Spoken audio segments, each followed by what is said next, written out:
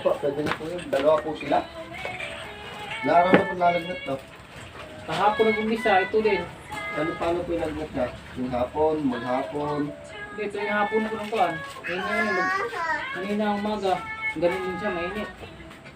Sa panahon po. Ito Ito po yan. Pagkain. Jesus na ito yung beses. Nilalagnat ka rin. Ang gago ko ng lamig.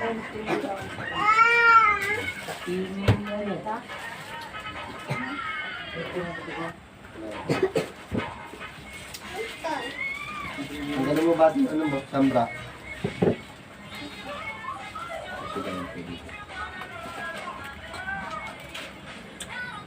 Simula yung naghamog eh. Ito po si Kuya, ilang araw na nilalagnat. Kahapon pa po.